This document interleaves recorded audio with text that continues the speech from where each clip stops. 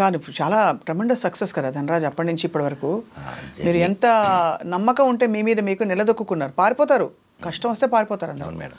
Food లేదు 4 రోజులు కష్టం వస్తే పారిపోతారు. అవును మేడం, వెళ్ళిపోతారు. చూశాను మేడం, నేను నన్ను ఇన్స్పిరేషన్ తీసుకొని వచ్చిన వాళ్ళు ఉన్నారు, వెళ్ళిపోతారు. నేను అలా అడిగిన వాళ్ళకి ఒకటే చెప్పాను, తమ్ముడు నాకు అప్పుడు ఏంటంటే ఆర్థిక పరిస్థితి బాగోక, నేను 9వ తరగతి చదవడం వల్ల వేరే ఆప్షన్ లేక, వెనక్కి వెళ్తే కూడా ఏం చేయలేమన్న ఒక భయం, ముందుకే వెళ్ళాలని ఒక గోల్, అలా వచ్చాను.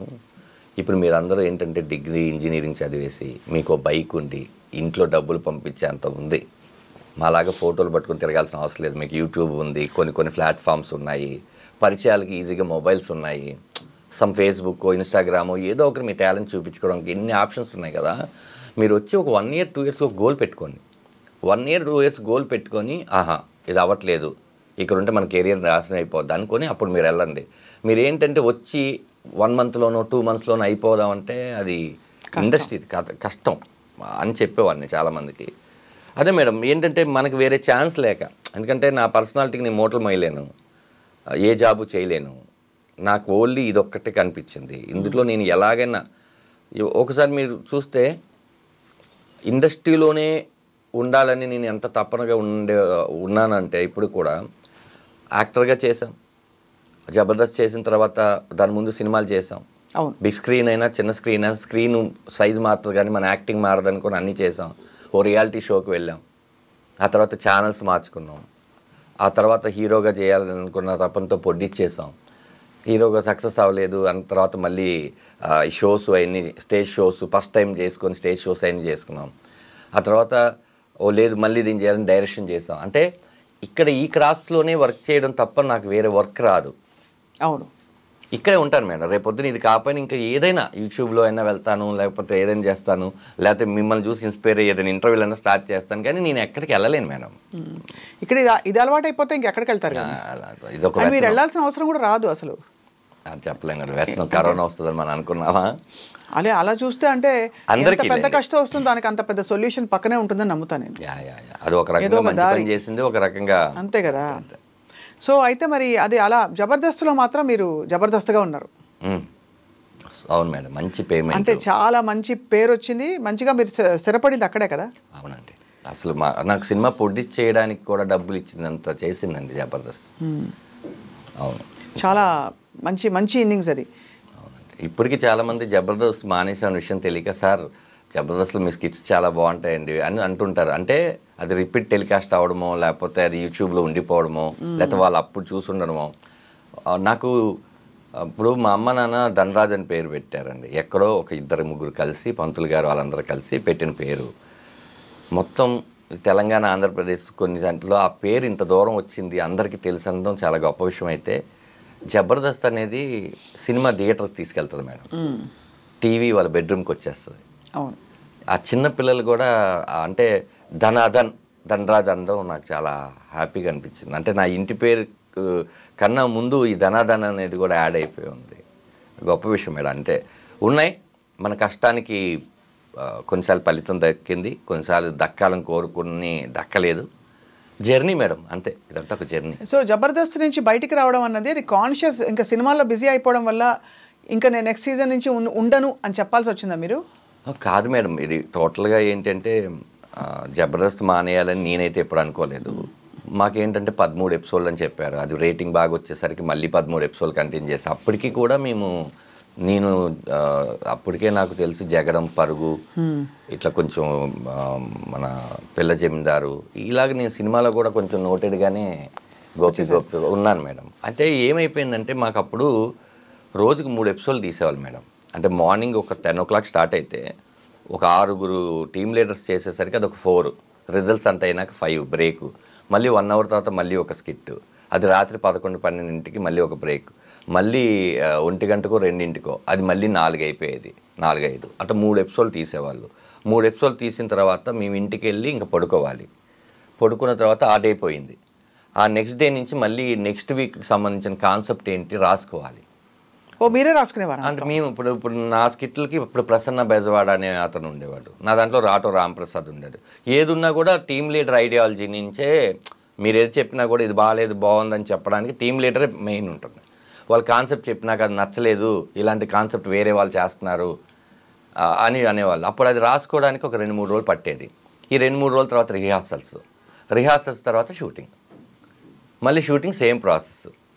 ఇప్పుడు టోటల్గా మనకి ఏంటంటే వేరే సినిమాకి డేట్లు ఇవ్వడానికి, ఇప్పుడు సినిమా డేట్లు ఎలా ఉంటుంది కాంబినేషన్, అవును సేమ్ ఇక్కడ కూడా కాంబినేషన్. నాగబాబు గారు, రోజా గారు, ఇటు అనసూయ గారు, లేకపోతే రష్మి గారు, మిగతా 6 టీమ్ లీడర్లు, కంటెస్టెంట్లు, ఫ్లోరు, ఇన్ని ఉండే.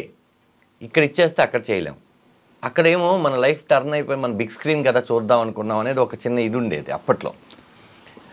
ప్రాబ్లం ఏమైపోయిందంటే అమ్మో మనం చాలా స్ట్రెస్ తీసుకుంటున్నాము అని అప్పుడప్పుడు చేసి ఆల్మోస్ట్ ఒక 70 స్కిట్లేదో చేశాను, 70 స్కిట్లు. ఆ తర్వాత ఈ సినిమా బిజీ, ఏడావలి పడిపోయాం. వాంటెడ్గా జబర్దస్త్ వదిలేసి వచ్చేద్దాం కాదు. ఒకరోజు ఈ ఇన్సిడెంట్ ఎవరికి తెలియదు మేడం, మీరు వేణుని కూడా ఇంటర్వ్యూ చేశారు, నేను చూశాను. ఇప్పుడు మీరు వేణుని అడిగితే వేణు చెప్తాడేమో అని కొంచెం చూశాను. నేను యాక్చువల్లీ పనిలేని పులిరాజు అని ఒక సినిమా జరుగుతుంది మేడం, నేను హీరోగా చేస్తున్నాను. అది యూసుఫ్ గూడ్లో గణపతి ఎదురుగా ఫోటోషూట్ ఏదో జరుగుతుంటే వేణు అండ్ ఏడుకొండల మేనేజర్ వచ్చారు. వచ్చి ఆలీ గారు ఆలీ టాగీస్ అని ఒకటి చేస్తున్నారు, సడన్గా ఆయనకి ఏదో డేట్లు ఇబ్బంది వల్ల చేయట్లేదు, ఇప్పుడు దాన్ని మా టాగీస్గా మార్చారు. దాంట్లో వేణు నువ్వు ఇద్దరు యాంకర్ బాగుంటుంది అనగానే నేను వేణు వచ్చాడు. ఏంటంటే లేదు చేద్దాం, ఎంతకాలమైన మనం కంటెస్టెంట్గా ఉంటాము, చేద్దాం అంటే అయితే ఒక పని చేద్దాం, ఒకసారి దీప్తి గారికో కీర్తి గారికో మల్లెమాలకి చెప్దామంటే అప్పుడు వేణు అన్నాడు లేదు ఆ షో వేరు ఈ షో వేరు, అది గురువారం ఎప్పుడు వస్తుంది, ఇది ఆదివారం మధ్యాహ్నం వస్తుంది, ఇక్కడ మనం ఏంటి కమెడియన్స్, అది ప్రాబ్లం ఏమి ఉండదు కదా అన్నారు. సరే అయినా కూడా ఒకసారి చెప్తే బెటర్ ఏమో అన్నాను. వేణు సరే నువ్వు వెళ్ళి చెప్పు అన్నాడు. నేను ఏం చేశానంటే ఇక్కడ నెక్స్ట్ డేనే షూట్ చేస్తాం. షూట్ చేసేసి నేను వెళ్ళి ఇట్లా మేడంతో మాట్లాడాను, శ్యామ్ ప్రసాద్ గారి వాళ్ళ పాపతో. మేడం ఇట్లా సడన్గా చేసామండి, ఇది చెప్దాం అనుకుంటున్నాను, సేమ్ అండి మీ డేట్లకి వాటికి ప్రాబ్లం రాదంటే ఆవిడ ఒక మంచి మాట అన్నారు. చూడన్నా ఎప్పుడు ఎక్స్క్లూజివ్నెస్ ఒకటి ఉంటుంది, మీరు ఇక్కడ కనిపించి అక్కడ కనిపిస్తే అది పెద్ద ఎక్స్క్లూజివ్ అవ్వదు కదా, ఓ పని చేయండి, మీరు అది చేసేసి కంప్లీట్ చేయండి, మీకు మల్లెమాలలో ఎప్పుడైనా సరే మీకు ఇది ఉంటుంది, మీరు అది చేసేసేసి ఇక్కడికి రండి అన్నారు. అదేమైంది 13 ఎపిసోడ్లు అంటే జబర్దస్త్ డైరెక్షన్ చేస్తున్న సంజయ్ గారు కూడా ఆ టైంలో ఇటు వచ్చేసారు. ఓహో సరే ఆయన మేము 13 అనుకున్నాం, అది మెల్లిగా 24 ఎపిసోడ్లు అలా అయిపోయి అది అయిపోయింది. ఇప్పుడు ఇక్కడికి మళ్ళీ వద్దామనుకున్నప్పుడు మాకు సినిమాలు కొంచెం బిజీగా ఉండి దాని తర్వాత ఇక్కడికి వచ్చినాక అప్పుడు వాళ్ళు పడిన స్ట్రగుల్ అర్థమైంది. మేము సడన్గా 2 టీమ్ లీడర్లు వెళ్ళిపోయాం. ఇప్పుడు ఎవరు టీం లీడ్ చేయాలి? అవును, వాళ్ళకేమో నెక్స్ట్ 1 వీక్లో షూటింగ్ అనగా మేము వెళ్ళిపోయాం. ఇప్పుడు వాళ్ళు సుధీర్ని తయారు చేసి అటు వేణు వాళ్ళ కంటెస్టెంట్ సుధీర్ గెటప్ సీన్ చేసి నా దాంట్లోంచి రామ్ ప్రసాద్ని తీసుకొని వెళ్ళి అట్టు పెట్టి నా దాంట్లో చేస్తున్న రాకేష్కి ఒక టీం ఇచ్చి రాకింగ్ రాకేష్కి ఆర్పి అండ్ రాకింగ్ రాకేష్కి టీం చేసి వాళ్ళు షఫిల్ చేసి వాళ్ళు ఎంత కష్టపడ్డారు అన్న విషయం మేము మర్చిపోయాం. దట్స్ వై వాళ్ళకి ఎక్కడో ఒక చిన్న ఉంటుంది కదా. తర్వాత మేము కూడా ఎక్కువ వెళ్ళి ఇది చేయలేదు. దాని తర్వాత నితిన్ భారత్లు వచ్చి సంజయ్ వెళ్ళిపోయినాక డైరెక్టర్ మారిపోయాడు. ఇదంతా ఒక తెలియకుండా ఒక చిన్న కొలాప్స్ అలా జరిగింది. బట్ నో రిగ్రెట్స్ కదా. రిగ్రెట్స్ అంటే మనమైతే చెప్పేసాం, కాలం నిర్ణయించింది. బహుశా మార్పు అన్నది తథ్యం కదండి. ఇప్పుడు ఎంతకాలం మీరు చేసినా ఇంకో 70 చేస్తారు, అప్పటికైనా ఆగాల్సిందేగా. అవును మేడం, ఎన్నెన్ని తీసుకొని వస్తాం. ఆఖరికి మేము ఏం చేసాం, జుట్టు దగ్గర నుంచి కాలు వేలు వరకు ఏమేమి చేయగలమో అన్ని చేసేస్తాం. అదే ఇప్పుడు ఏం చేసినా కూడా ఇంకా ఎవరో చేసినట్టే ఉంటుంది తప్ప కొత్తది రాదు మేడం. మేము ఆఖరికి థింగ్స్ మీద దగ్గర నుంచి విషయాల దగ్గర నుంచి కాంటెంపరీ మ్యాటర్ దగ్గర నుంచి అన్ని విషయాలు చేసేస్తాం. మాకు కూడా ఏంటంటే మనం బోరు కొట్టక ముందే వచ్చేయాలి, మనం బోరు కొట్టినాక వాళ్ళు పంపించకూడదు. అది కరెక్ట్, 100% కరెక్ట్. ఇంకా తృప్తి ఉండాలంటే అలా వచ్చేయాలని అనుకున్నాం, అలా జరిగిపోయింది మేడం. అది ఇప్పుడు మీ సక్సెస్ని అమ్మ నాన్న చూసారా? నాన్నగారు నాకు 8-9 ఇయర్స్ ఉన్నప్పుడే చనిపోయారండి లారీ యాక్సిడెంట్లో. మదరు నాతో వచ్చేసినాక ఆవిడ చూసిన ఒకే ఒక్క సినిమా ఏంటంటే జై, నా ఫస్ట్ మూవీ. ఆ సినిమాలో తేజ గారు, అక్కడే వేణు నేను కూడా పరిచయం. తేజ గారు ఒక సీను ఒక చిన్న పాటలో ఇది ఉంటుంది. మా అమ్మ గిలాక్సీ థియేటర్ అని కింద మీకు షేక్పేట్లో ఉంటుంది. అందులో నన్ను కత్తితో పొడుస్తారు. అది యాక్చువల్లీ బొమ్మకి పొడుస్తారు కదా, మా అమ్మకి తెలియదు. అప్పుడే ఫస్ట్ టైం మా అమ్మ డిటిఎస్ చూడడం. కొరంగానే నానా అంది.